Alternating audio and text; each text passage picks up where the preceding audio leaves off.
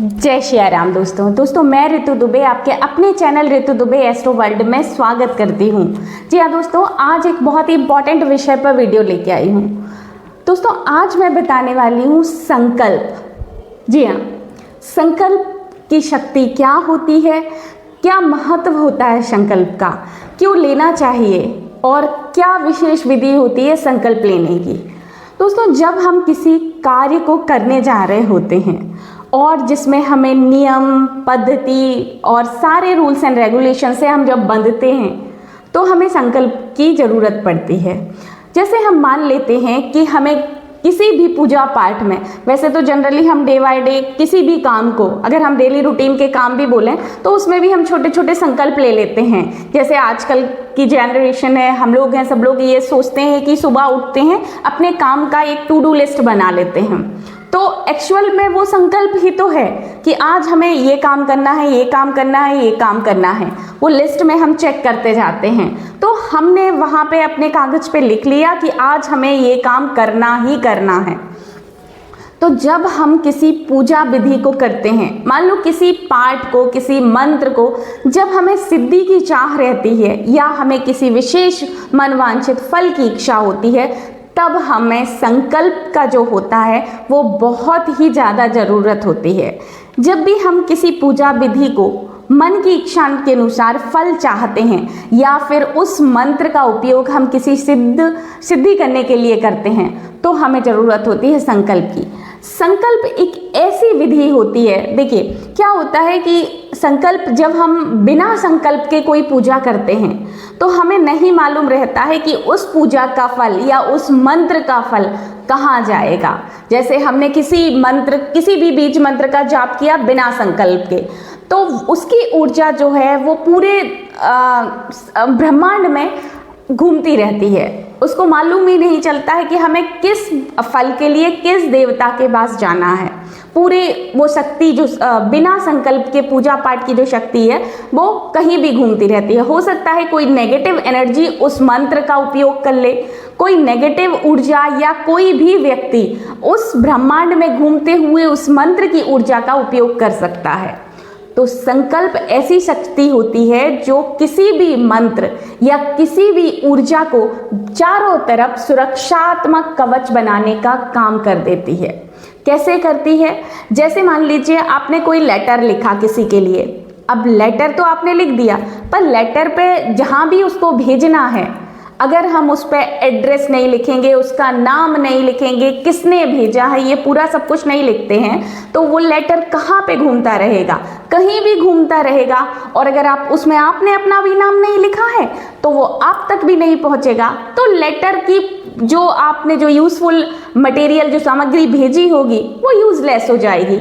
और अगर उसमें कुछ आपने पैसे भेजे होंगे या कोई बहुत ही ज़्यादा इंपॉर्टेंट चीज़ें भेजी होगी तो कोई भी व्यक्ति उसका उपयोग कर लेगा। अब उस व्यक्ति, मान लो आपने उस लेटर में कुछ पैसे भेजे हैं तो वो पैसे आपके किसी ने यूज़ कर लिए। अब वो नेगेटिव में यूज़ किए हैं या पॉजिटिव में यूज़ किए, हमें नहीं पता रहता। उसी तरह जब हम बिना संकल्प का कोई मंत्र या पूजा करते हैं तो वो पूरे ब्रह्मांड में लावारिस की तरह घूमती रहेगी। कोई भी एनर्जी उसका उपयोग कर सकती है। तो यहाँ पे विशेष महत्व होता है संकल्प का।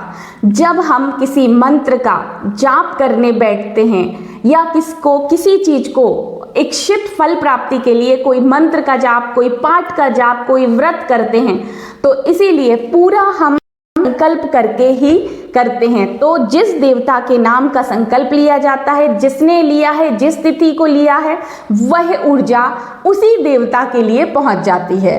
अब हमें संकल्प कैसे लेना है, आप लोग समझ गए होंगे कि संकल्प का क्या महत्व होता है। इसीलिए जब भी कोई जाप करें, कोई पाठ करें, कोई पूजा करें, बिना संकल्प के नहीं करना है। कई लोग एकादशी का व्रत करते हैं हमेशा जिंदगी भर के लिए, तो कहते हैं मैं तो हमेशा के लिए करता हूँ, मुझे संकल्प लेने की क्या आवश्यकता है, या मैं किसी इच्छा के लिए नहीं कर रहा हूँ, मुझे संकल्प लेने की क्या आवश्यकता है। नहीं दोस्तों, हर पूजा, हर दिन आप जो पूजा पाठ करते हैं उसका संकल्प लेना अति आवश्यक होता है। लास्ट में जब आप अपना पूजा का, अपनी चीज़ों का ऊपर जाके हिसाब किताब देंगे तो संकल्प के द्वारा ही देंगे ना, कि भाई मैंने आप तक ये भेजा है। क्योंकि जब हम किसी को गिफ्ट भेजते हैं तो नाम और एड्रेस का ही भेजते हैं, बिना नाम के तो भेजते नहीं, क्योंकि हम उसको जाके बता सकें कि भाई हमने आपको ये भेजा है, ये भेजा था, ये चीज़ भेजी थी। ऐसे ही हमें ऊपर वाले को भी हिसाब किताब देना होगा। तो संकल्प के द्वारा की हुई ऊर्जा, जप, तप, व्रत, ये सब चीज़ें भगवान के सामने जाके काउंट होने लगती हैं कि भाई इसने ये व्रत किया, ये जाप की, ये पूजा की। उसके बाद हमारे जो सांसारिक जीवन में रहते हुए जो कर्म करे हैं, जो पुण्य किए हैं, उनका हिसाब किताब होता है। तो आपको संकल्प लेकर ही करना है। अब आप लोग कहेंगे मुझे संकल्प लेना नहीं आता, संस्कृत के इतने बड़े बड़े श्लोक हैं संकल्प में, मुझे नहीं आते। कोई दिक्कत नहीं है, बिल्कुल भगवान के लिए संस्कृत, हिंदी, इंग्लिश, कोई भी भाषा मैटर नहीं करती है। भगवान के लिए मैटर करता है श्रद्धा, आपका भाव और आपका विश्वास। आप सीधा सीधा हाथ में जल ले लीजिए, 2 चम्मच, हाथ में 2 चम्मच जल ले लीजिए, उसमें कुछ अक्षत मिला लीजिए और चाहिए तो 1 या 2 रुपए का सिक्का रख लीजिए। अब क्या करना है, आपको हाथ में जल लेके अपना नाम बोलना है। मैं ऋतु दुबे संकल्प लेती हूँ। इस तरह से आपको अपना नाम बोलना है, अपने पिता का नाम बोलना है। अगर आप शादीशुदा हैं तो अपने पति का नाम बोलना है, स्त्री हैं तो, और पुरुष हैं तो अपने पिता का नाम बोलिए। उस जगह, जिस जगह पर बैठ के आप जप तप कर रहे हैं, उस जगह का नाम बोलिए। उसके पश्चात जिस माह में कर रहे हैं उस माह का नाम, जिस तिथि में कर रहे हैं उस तिथि का नाम, जिस पक्ष में कर रहे हैं, कृष्ण पक्ष है, शुक्ल पक्ष है, उस तिथि का नाम आपको ये बोल के, जिस माह में कर रहे हैं, मतलब जेठ माह है, कार्तिक माह है, अश्विनी, भाद्र, आप उसका नाम लीजिए।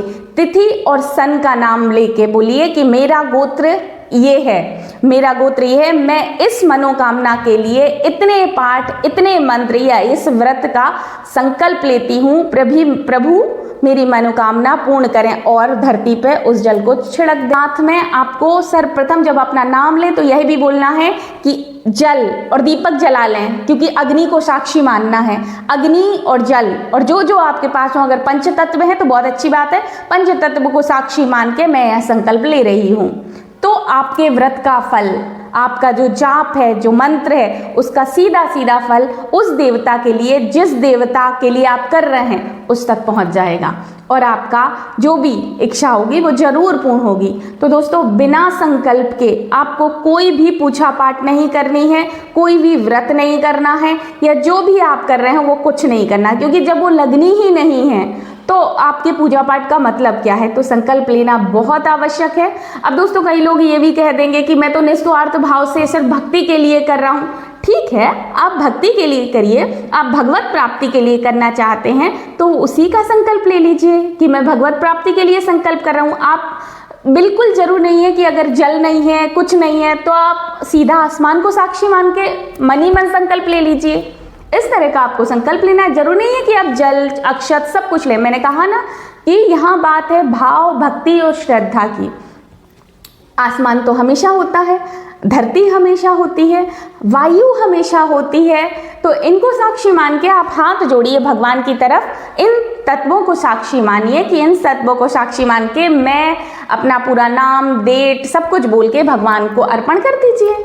बस इतना करना है। तो संकल्प बहुत महत्वपूर्ण है, आपको मैं बार बार कह रही हूँ, इसको जरूर करके देखिए। आप देखेंगे कुछ ही समय में आपको बहुत शुभ फल मिलने लगेगा। दोस्तों, वीडियो अच्छा लग रहा हो तो लाइक जरूर कीजिए, चैनल को सब्सक्राइब कीजिए, और प्लीज़ प्लीज़ प्लीज़ मुझे कमेंट करके जरूर बताइए वीडियो कैसा लगा है और आप इसके बाद किस चीज़ का वीडियो चाह रहे हो। ये छोटी छोटी सी बातें हैं जो मुझे समझ आती हैं और मैं चाहती हूँ कि आप लोग भी करें छोटी छोटी बातें। तो अगर ये अच्छा लग रहे हो वीडियो तो सब्सक्राइब जरूर कीजिएगा। जय श्री राम।